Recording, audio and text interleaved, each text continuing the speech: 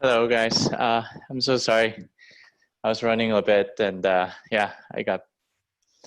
Can you We're guys? just so glad you're here. Thank you so much for No. allowing us to view your film on behalf of the Southwest Oral History Association. We are just delighted that you were able to create this film. So thank you for your time this evening to screen this and converse with our members. We are excited to record this session as well so that other people may take a look at it later and just really learn about diaspora through your experience of going to Cuba and interviewing Koreans, and just what a powerful message in any age, really. But in the time where we are really reflecting about international relations and such, I think it's just a really wonderful film. So thank you for participating in this forum and allowing us to converse with you. And so this is a formal part of our SOHA 2020 program. And for those who are just jumping in, I'm Jennifer Keel. I serve as the president, and Farina King is here, our first VP. We are delighted that your piece was part of our program in Council Park, calling in live, I believe, from Los Angeles, where she serves as the education consulate. Where we were able to meet for the first time, Joseph, I know through the forum at the Biltmore Hotel in 2018, which was amazing. I think hearing from our participants there, just the cultural meaning of Korean American in Los Angeles and diaspora, another hotspot of immigration, and certainly something we're trying to help document through oral history narrative. So if you would maybe share with our participants a little bit about yourself, maybe the way you discovered film and just the process of creating this film and what inspired you to begin your journey to document it. Sure, happy to. Hi again, Jennifer. Good to see you on screen. Kudos to you guys.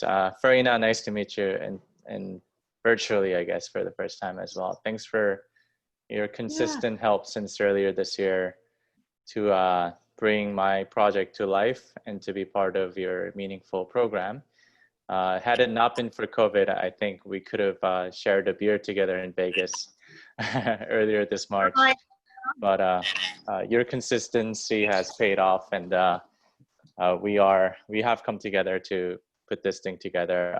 Thank you, Council Park, for your also dedication and for really trying to connect what could remain as a fringe story of Korean American narrative into the mainstream, and also collaborating across the board with SOHA to really make this thing happen. So it's really under your vision and guidance that we independent filmmakers like myself can also be connected to an organization like SOHA, which otherwise I would have never really imagined even, because I just simply wouldn't know how to approach an organization like this. So as was alluded in the film, I'm an attorney by practice, but a serendipitous trip to Cuba ruined my life. I mean, it changed the course of my career as well as my life. I had no idea that I would be working on this film for 3 years, because it was initially envisioned to be maybe a 1-year sabbatical passion project, right? And but you know, I made my parents happy last year when my film actually opened in theaters. It opened in 60 different theaters, drawing roughly 20,000 audiences, and it really sparked this whole conversation around the concept of diaspora. Because, which is interestingly odd if you think about it. South Korea actually has 50 million people, but roughly 8 million Koreans live outside of Korea, which is 16% of the entire South Korean population. And yet their understanding of diaspora and their history and their current state is either overlooked or is outright ignored, right? And you know, myself being Korean American, I've always wondered, what does it mean to be a Korean outside of Korea? And I'm sure this it's not a confined experience only for Koreans. Any member of diaspora outside of their homeland for them to preserve an element of their homeland's culture, tradition, heritage, roots. What does that mean? And what kind of relationship should we try to retain or maintain with our homeland? And obviously, for anyone who've watched the movie, might be able to make I wouldn't say a connection, but correlation between maybe the story of the Jewish people and their developing diaspora to, some of ours. And by no means was I trying to compare Koreans to Jewish, other than the fact that, I think there's something to be learned. And, I'm just trying to be culturally sensitive here because with Jeronimo, I've been fortunate to screen Jeronimo across the US and some other parts in Europe.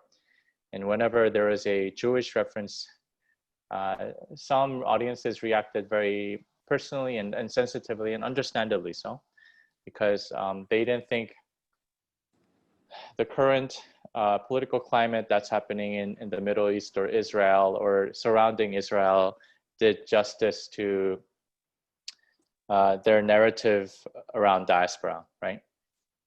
Because of the class system that may exist, or some of the discrimination that results from the sense of nationalism. So, that's certainly not the route that I want us to go as members of Korean diaspora. But I think there's something that can be learned, how they were able to maintain their ethnic identity, maybe their religious identity after 3,000 years of living outside of their homeland, which disappeared.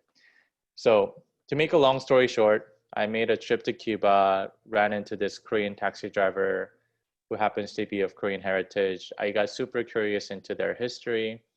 And I wanted to initially make a 20-minute YouTube video turned into a 3-year feature documentary project. And here I am. I had about 40 screening opportunities that was supposed to happen across the US, Korea, Asia, and other parts of Europe starting March, all of which got canceled because COVID-19. So I was in Korea, flipping through the channel, and one day I realized that, and I'm talking about what I'm doing now. I'm back in LA. I'm actually just a couple miles away from Council Park. I'm originally based in New York, but I'm in LA to document the story of 5 Korean Americans running for US Congress member. So I'm starting a new project. I just started a couple of months ago. And so my desire to, uncover the unknown personal tale or collective narrative of members of Korean diaspora continues to this day. And I'm happy to talk more about my new project or any questions regarding Jeronimo, my work, and my journey as well. Very much for your personal journey to creating this film. I think it's so important in terms of language and identity, and just throughout the translation. It's just so beautiful to see how many cultures came together in Cuba, and just really well done in terms of historical approach. I really enjoyed your use of the archives, a family memoir, and the integration of media of what culturally was happening throughout each era. And so I think you really resonated for viewers who either, obviously lived through this, and then those who weren't able to experience it. You really transpired those just decades and really connected well with your audiences throughout. So thank you for your thorough use of the archives. I always appreciate when you take the time. It really was evidenced in that, and just the personal images and the stories of love and making those family connections and showing the generational ties, and even the discord in the family memory. I love the idea of how there were, you even showed the viewer some of those disconnections of how ideals, even with religion, and so how does a family resolve those just differences in memory. And so you really captured a personal journey, and how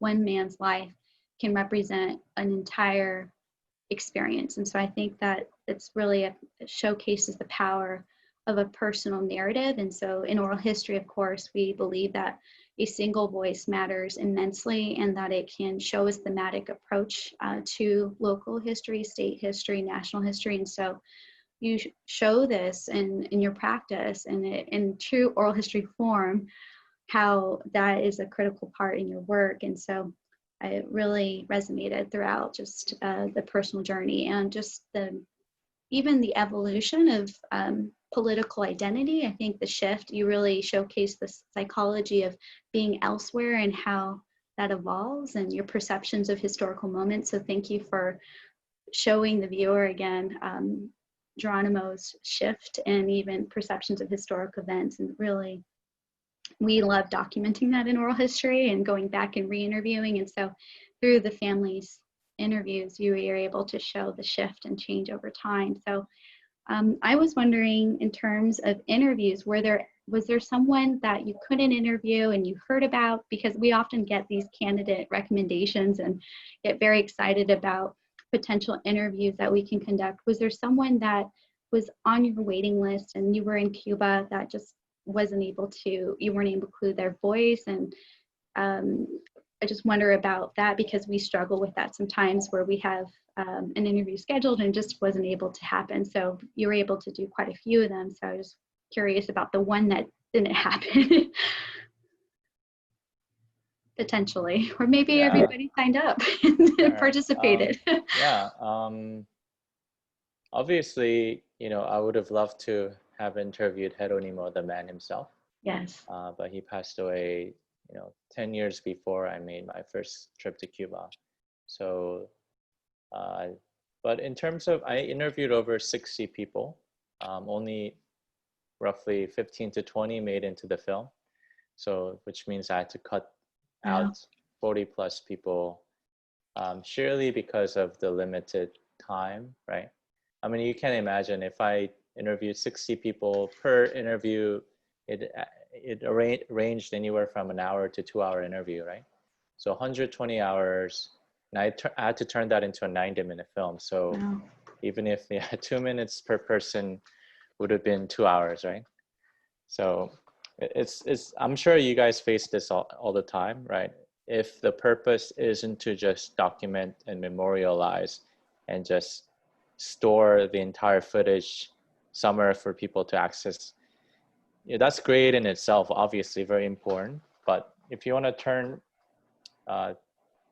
people's individual and collective memories into a storytelling format, right? This is when your directorial choice becomes important.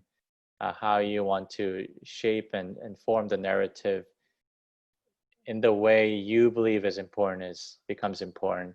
So yeah, I think some of the challenges were deciding what kind of story do I really want to tell, right? I mean, going back to your question, is there someone that I wish I had interviewed but I couldn't? Yes, there's actually one Korean reporter who, right before Jeronimo passed away, interviewed Jeronimo.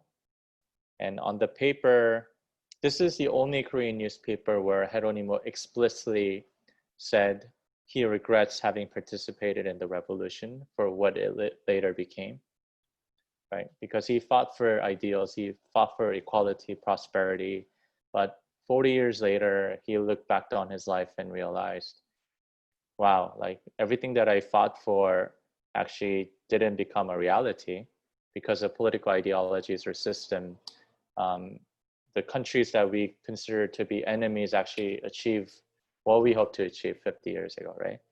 So this paper very clearly states what it claimed to be Jeronimo's words. So I tracked down the reporter and I asked her, hey, would you mind repeating what you remember about Jeronimo and some of the interviews that you conducted with him on the film, on the record? And she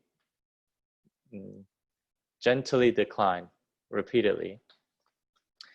And I mean, she, cited company policy and other reasons for her initial and multiple declines. But, and And then, you know, like it makes you question, oh, did it really happen? Or was it that the opinion of the reporter, or was that the opinion of the newspaper that is generally associated with certain political partisanship in Korea?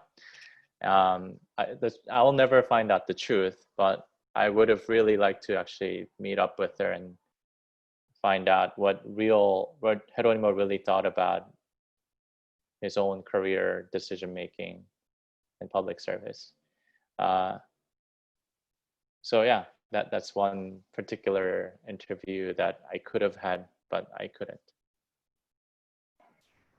Thank you for sharing that personal story, since I think many of us relate to that, where there's a great lead and there's a source of information you'd love to gather. And it's difficult because obviously in our field, it's all about recording it in this sort of format and for posterity's sake. And so creating a personal archive that could be later used for the masses, one would hope. And so that must be difficult because you know, with an angle that interesting, wanting to reveal that part of his character. But what about you, Jennifer? Once, like, I'm sure you often come across, you know, you want to identify a story or a certain story from an individual, and you ultimately reach out to that person and you track that person down. Right. And you request to share the person's story. Generally, they're open and generous to share their personal story, because, you know, like anyone taking an interest in your life or your story, your experience is a powerful thing, right?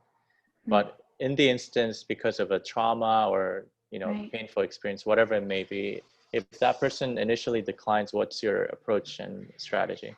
Well, it depends on the nature of the collection. So often it's stored at a university or maybe a museum, or some sort of usage rights is for publication or film. And so if there's a reason for resistance, let's call it, and there's a narrator who may be related or near that person, we can often advise through them that their experience. So I've often asked a community that's already participated to express the reasons why they shared their life story, the meaning, and why we anticipate the reasons why we document this, like the ultimate purpose. So our language, we always try to be very clear, and purpose of intent, or, you know, our final agreement form stipulate usage. And so our conversations are always frank. And of course, with your work, you were able to share about the nature of your film and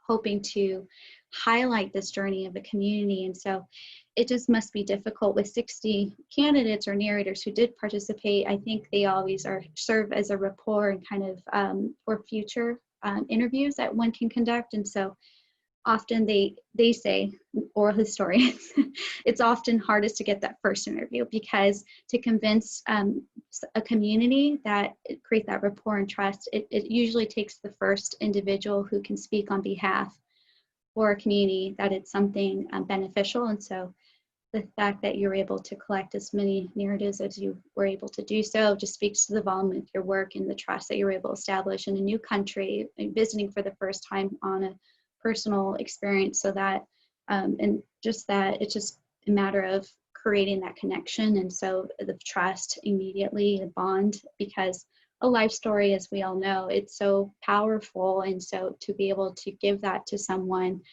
you may not have met before, it's just this instant connection, life enduring thing that it's so incredibly important for the historical record. And so it's a challenge at times. So I often, if there's some sense of struggle, and ask the community themselves to speak out and see if they're able to, you know, connect with the individual. And at that point, if that's still this, you know, same kind of perspective, we often let go. And then they may come back after they see the body of work.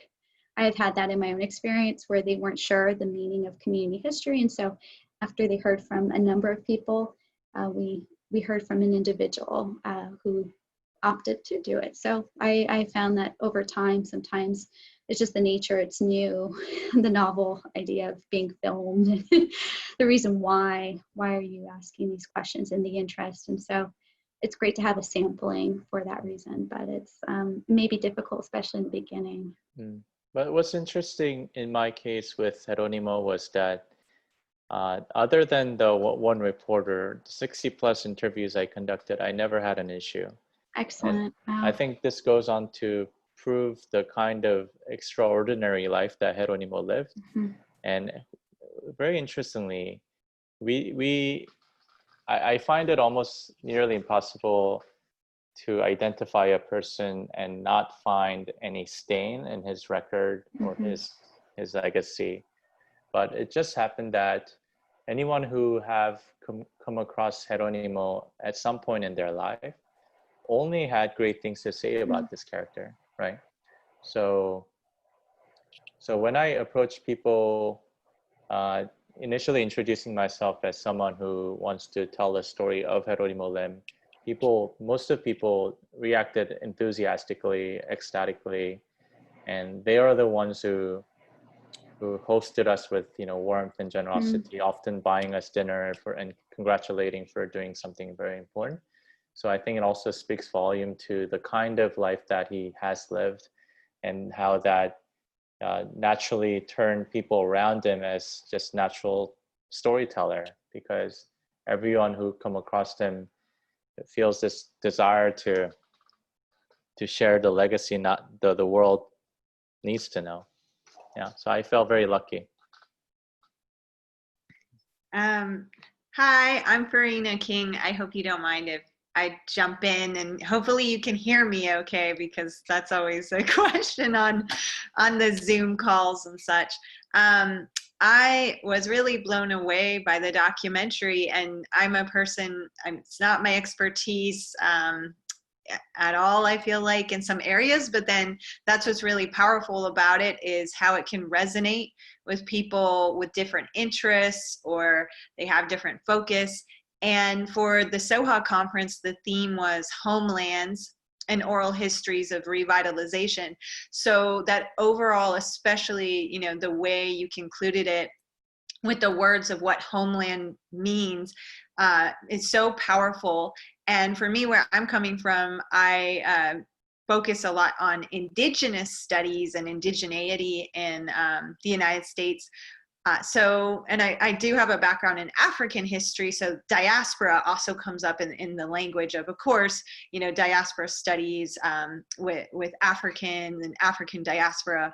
But in Native American studies, it also is becoming a more common term as well, in terms of natives being removed or pushed from homelands, forced removals, drawn to areas because of work or different things. So the concept of homeland was very powerful, of those inseparable connections of what is the homeland and what does that mean. And I'm interested of how did you know that would be such an overarching powerful theme for you? Like when was a moment, was it that you just kept hearing it and everything? Because you of course have the stories and the oral histories, but as you said, it's quite fascinating and interesting that you technically did not have a chance directly yourself to interview Jeronimo, but through other people's stories really connected with him, as if you learn about him through them, and that homeland comes and services as a main theme. And I can say that as someone who, even in what really drew me to oral history was just learning about my own family and past, and I see you had that personal connection as well, as someone who identifies with a Korean homeland and diaspora, as you brought up. For me, that I didn't know my grandparents, they passed away, so it actually was like the stories of my own family of trying to know my grandparents through my parents and their story. So I just see how that resonates with so many different people, a lot of intersections there with different groups, and I'd love to hear a little more your insight on that. And thank you so much for sharing this work. It's so beautiful and so powerful and moving. That's amazing about it and the work you did. Thank you. Thank you. Thank you, Farina. Very generous with your compliments. I wonder how you thought of the movie title though, because Jeronimo, when some people first come across it, they immediately assume that this is going to be a story about American Indians. Right? Oh, really? That's Yeah. hilarious. Yeah. I didn't think that, but something I'll say really quick is that, there are Apaches Exactly. who were forcibly removed to Cuba. Did that ever come up in your research? That a colleague of mine is studying that, where What? Apaches were taken to Cuba as prisoners and they raised hell there. It's really fascinating, but that was earlier, like before the Cuban Revolution and everything. So I'll have to forward that to you because that's a funny connection there. Yeah. It is, yeah.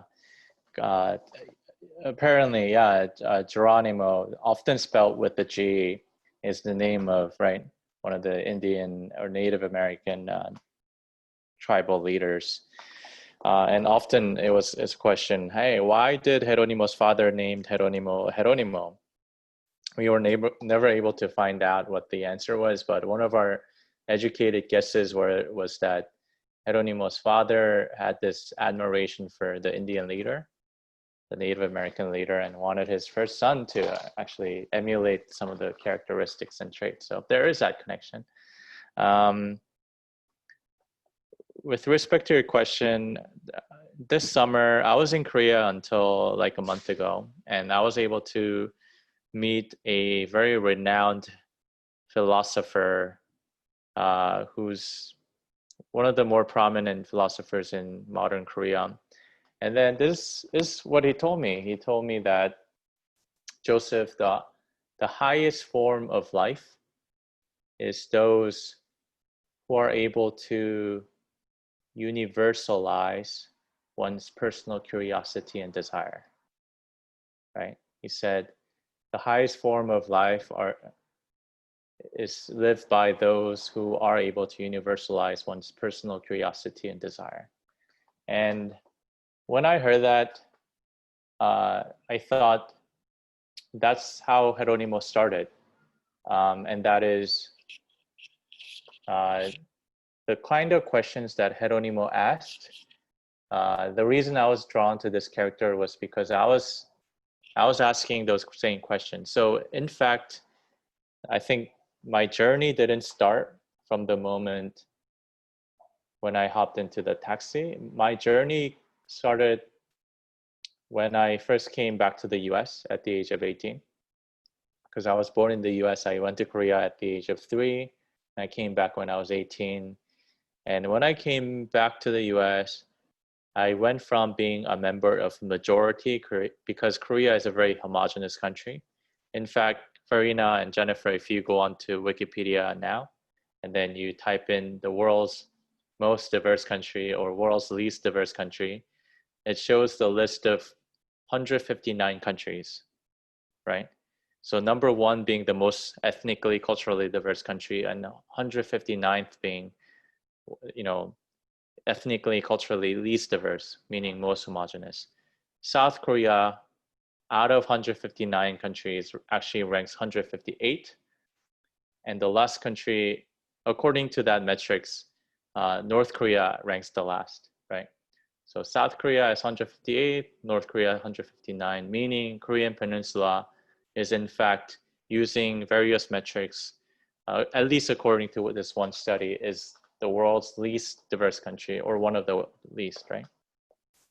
So having been surrounded by people who look like me, who think like me, who dress like me, at least not visible difference. I'm not judged by the color of my skin or the way I look, but the moment you arrive in America, although America is pretty diverse in nature, I felt what it means to be a minority for the first time. And then I think this is the first time I started to question, okay, I'm only familiar with my Korean identity, but now I have this role to equip myself with a new identity. And is that American, or is that Korean American, or is it American Korean? So I think, by virtue of having moved here at an age where you are more self-conscious and sensitive about yourself than maybe younger or older, you develop this identity crisis.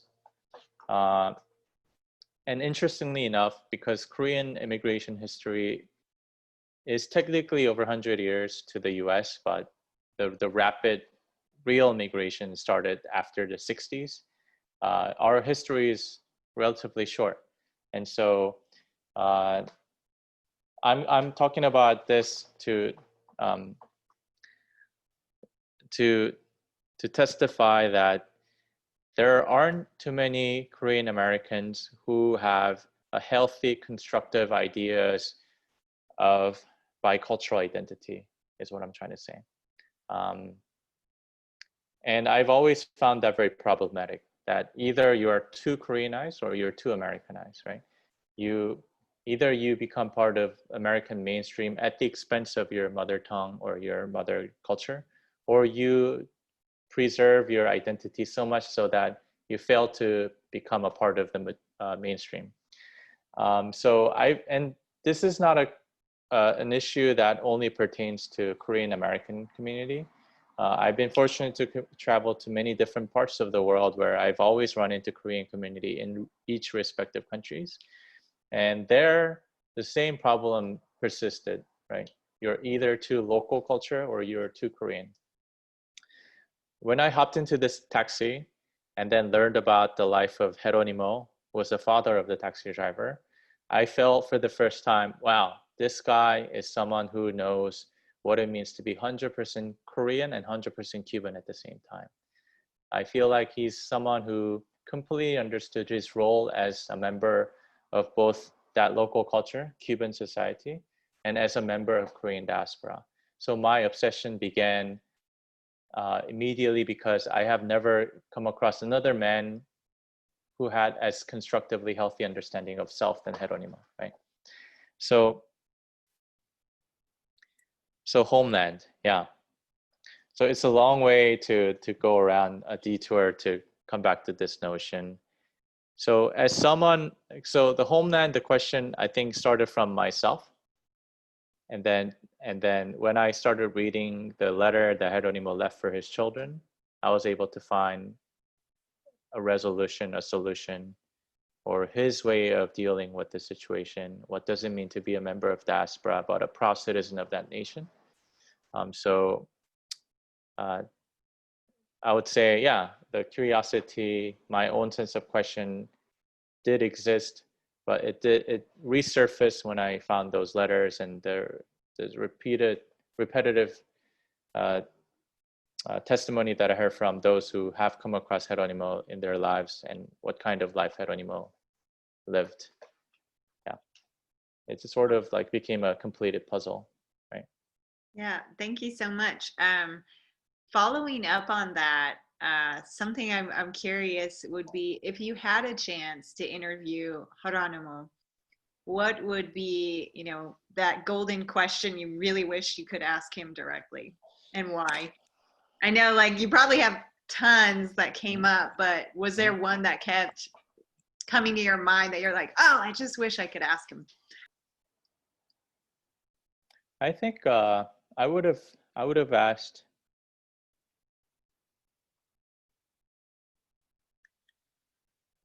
what drove him to be who he is? Yeah, because at the end of the day, Jennifer and Farina and Consult Part, I think what's most important is not just understanding and discovering your identity, but transcending your identity to become a universalist and a humanist. And the reason I respect Jeronimo is because I think he was able to achieve that. At the end of the day, he transcended both his Korean Cuban identities and became a member of a humanity, right? He was able to embrace and espouse others irrespective of their cultural, ethnic walk of life and accepted them as another fellow human being. But for me, what's what I'm curious is about is how he was able to achieve that level of humanity, how he was not just confined to his Korean self or Cuban self.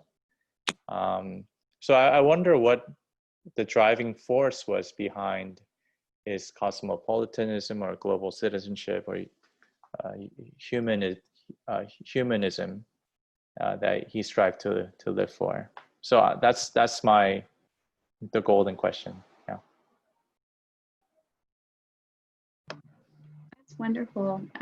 I was thinking as you're watching the film, the meaning of monuments and dedicating that moment in 2001, which he was able to culturally show the two pillars and this text that overlaid, and just the meaning of gathering and being able to represent that journey of the 300 to Cuba. And now we're around the corner from the centennial of that moment of a first arrival, and just the meaning of, time and reflection.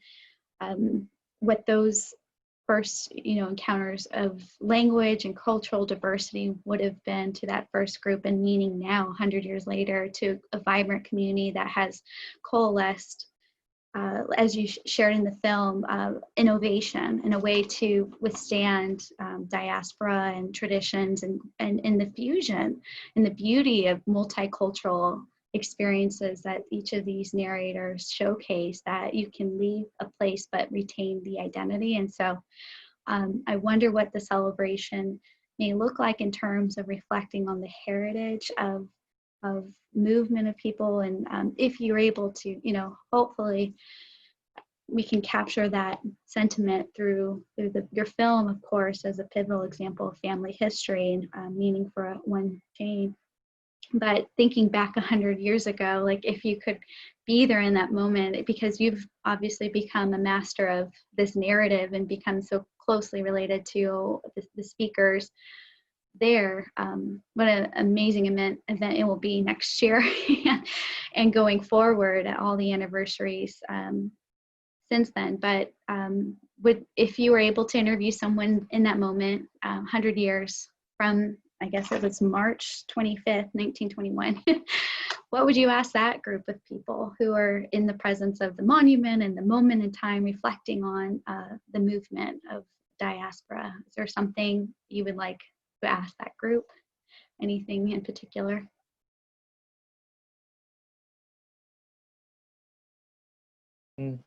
I think, what the Jewish rabbi in my film said it was just on point, and that the beginning of diaspora is pain, right? The essence of diaspora is pain, but what comes out of that pain is the sense of innovation, right? And hence all the more power to members of diaspora, because they, by their existence itself, bears this innovative spirit, right? The ability to recreate, redefine their generational identity collectively. And I thought this was like so empowering thing.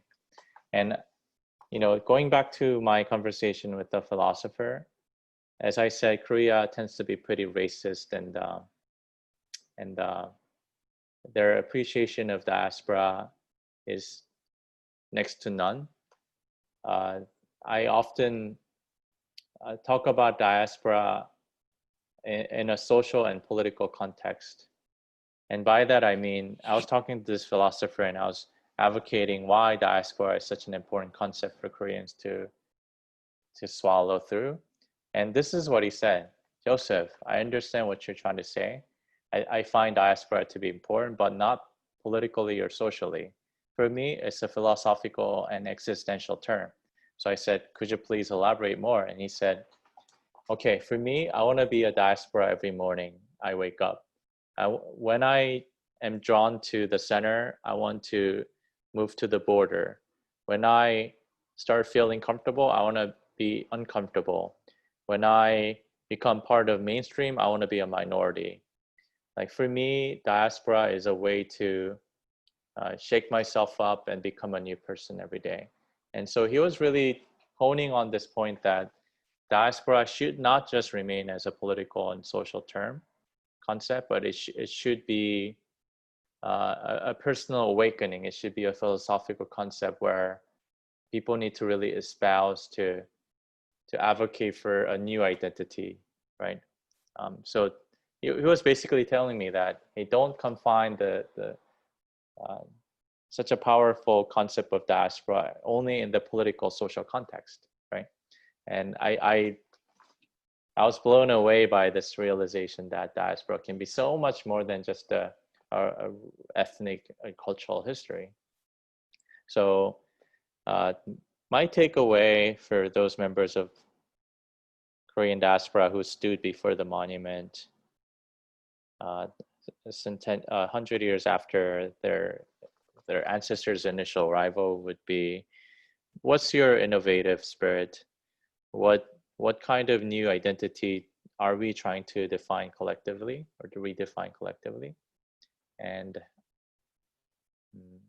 yeah, something along those lines. I mean, that's a good question. I haven't thought about it. Unfortunately, I was gonna travel to Cuba to celebrate the centennial, but due to COVID, Cuba has completely shut down all the entry and the exit, so no one can have access into it.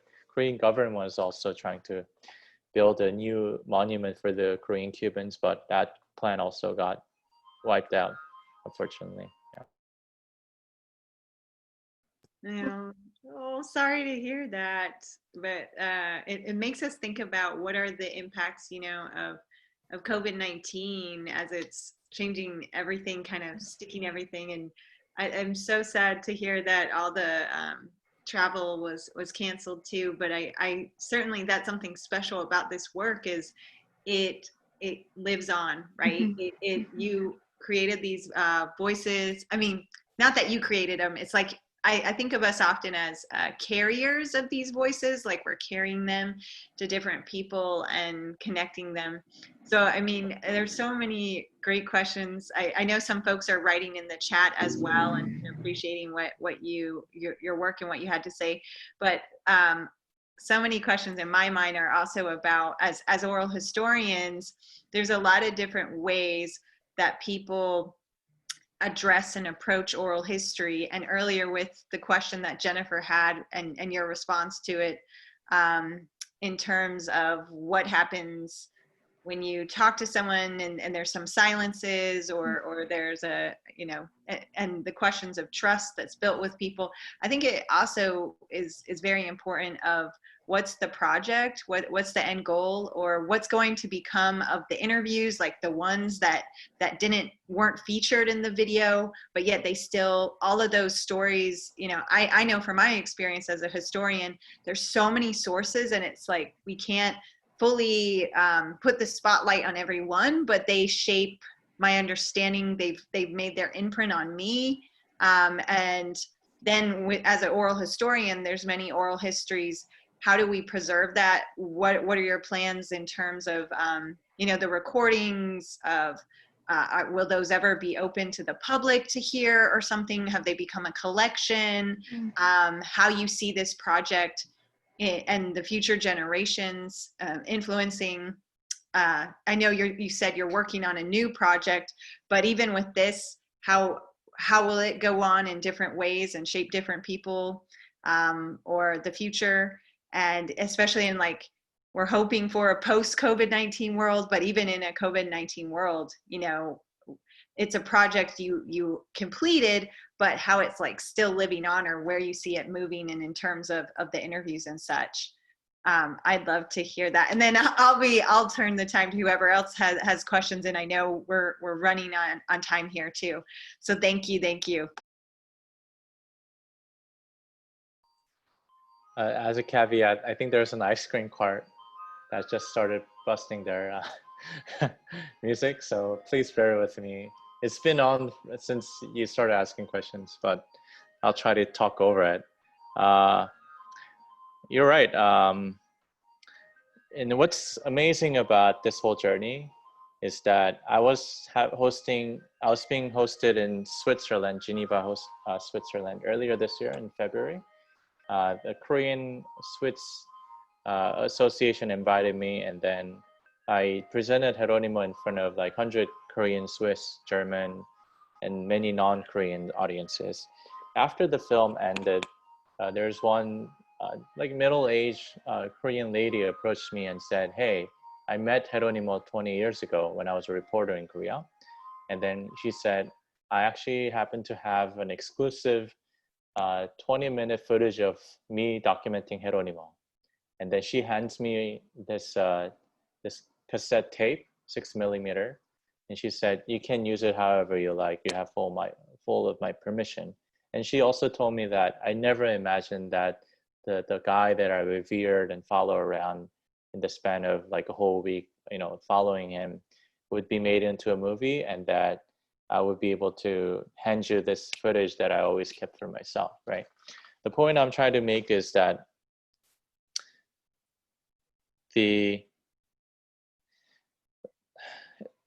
like I think diasporic narrative is like living organism, that it continues to live on, and it evolves, and then it transcends and it transforms, right?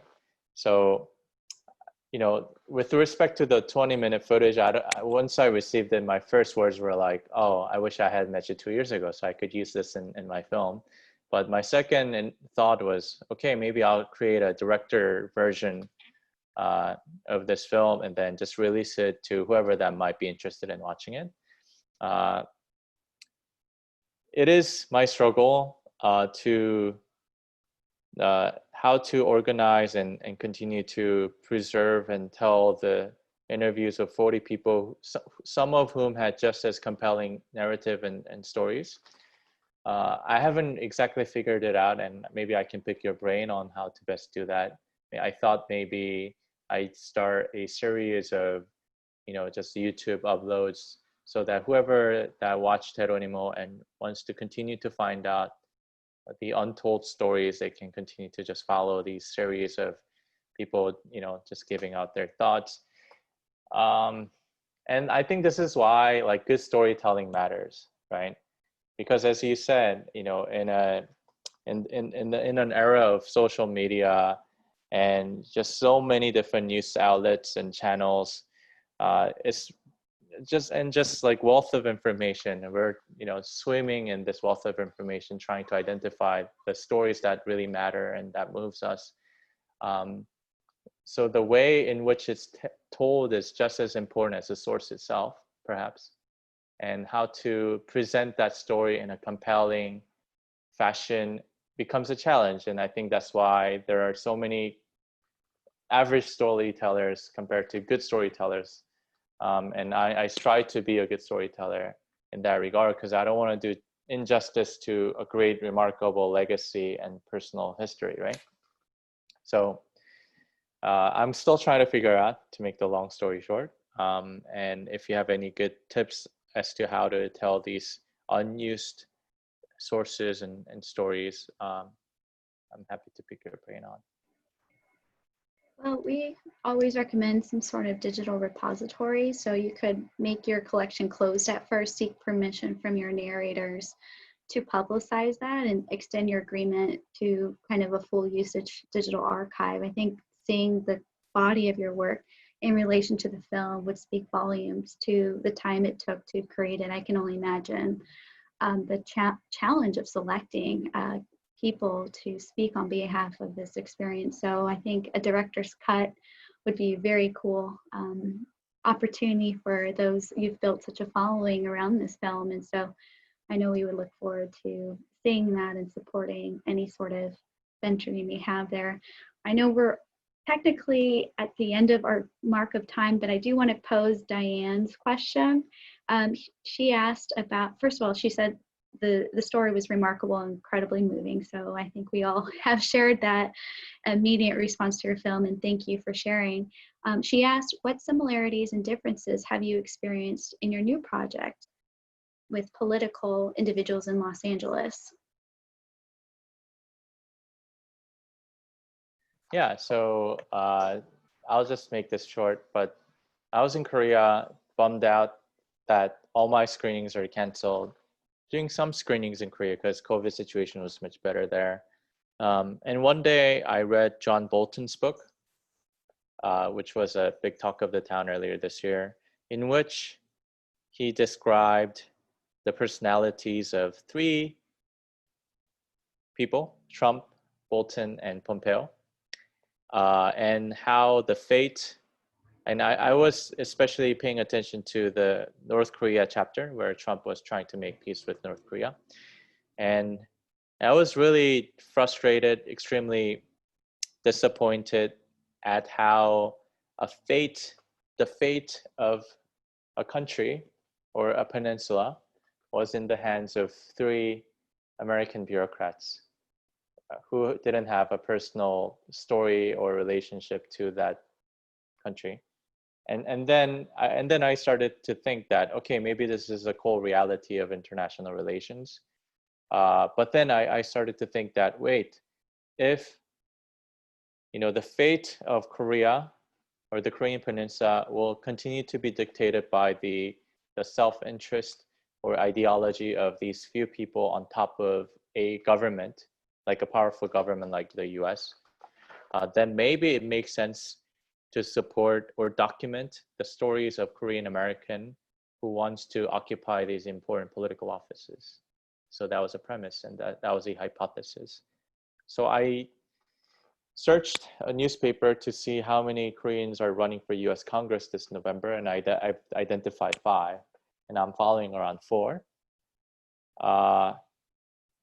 And it's so interesting. Yeah, I mean, there are so many different reasons. Maybe I'll spoil it, maybe I won't. For instance, the candidate I'm covering now, he's in mid-30s, super progressive Bernie Sanders level. He identifies himself as a LGBT, but he has a very conservative parents who are ministers who think Trump is a godsend. And their family dynamic is super interesting and hurtful, full of emotional scars because of his LGBTQ status. The parents have publicly disowned him, and he's so hurt from it. And one of the reasons he's running for public office is to get that recognition from the parents. So this is so emblematic of, I think, the first generation, second generation divide, their difference in political understanding or ideological understanding of what it means to be an ethnic minority in the US. So I think there's that diasporic aspect. Another candidate, to make it very short, she's a Korean African American who was born in Seoul under a Korean mother and an African American soldier who was serving in Korea. And her biracial identity of having been ignored by both the American mainstream and the Korean mainstream, I think has done maybe injustice to her formation of identity, but through her sheer will and her mother's guidance, she's become a transcending Korean African-American leader, and she wants to end the war in Korea. She's also running for US Congress. So I think these stories are untold, sometimes really uncomfortable narratives of Korean diaspora, and I'm trying to uncover them. So I don't know, maybe you can find the connection yourself, but it's been quite an interesting journey for the past 2 months. Thank you for the preview to your next volume of work. We hope that as you progress through that, we would be able to revisit your collection of interviews in this format as a documentary, or however you choose to release the material. And wish you well in your journey. It sounds like you're engaging with some really critical interviews, and really want you to know we support this sort of venture. It's such an important part of oral history and narrative and storytelling. It's to spend time within a community to honor the legacy. And so you've certainly done that for Jeronimo and countless others who knew him, and by proxy, you continue to maintain his memory. And so we congratulate you in your journey in releasing this film, and just wish you well as you continue to seek and create more interviews, since it's such a critical part of any local history and narrative and nationalism. So we appreciate your time this evening with us and sharing your personal thoughts and experiences. And hope to stay connected through Zoom and other platforms. This is really incredible that we had an opportunity to hear from you directly. And so we thank everybody who was able to attend this evening, and we will be sharing this through YouTube. So please follow the Southwest Oral History Association journey. And again, we congratulate your film and your role. Joseph, thank you for your time again. Yeah, hopefully we will meet in Vegas in 2022. Yes. Let's fingers crossed. So we'll be building the momentum until then. And thank you. Kudos to all of you guys, and thanks again for your consistency, resilience, and trust in the work, and really making this happen. It, is a testament to your leadership. Thank you, Consul Park, for Yes. you're also insatiable consistency to make this happen. And I feel indebted, and I'm so sorry for Emma being MIA and just making excuses with my new project, but thanks for understanding my schedule and making this happen. Thank you. Okay, thank you, Jennifer. Thanks, Farina, and thanks, Joseph. I really appreciate your huge a collaboration, make this work happen. And I'm really great I'm so fortunate to meet Jennifer ever since 2018 when we met at the SOA meeting at the Fullerton, and up until now. And then we are connected with Joseph, and I'm really thankful for you guys. Thank you so much for this evening. Thank you. So nice to meet you finally too. Just a lot of back and forth emails. So thank you so much for participating in SOHA 2020, keeping the light going, as we say, carrying the voices and carrying on. Yay. Thank you all. I would be like clapping a lot. Thank you. Pleasure. Take care, everyone. Keep connected through social media and our website. We'll be checking in with each of you and love to hear from our members. So please make sure to share your experience tonight, and anything that you do with us online. Hashtag SOHA 2020 is how we'll connect with you online, and just really appreciate all your contributions and look forward to seeing you again here on our next event. Have a great night. Good night. Bye. Bye-bye, guys. Bye. Good night. Bye.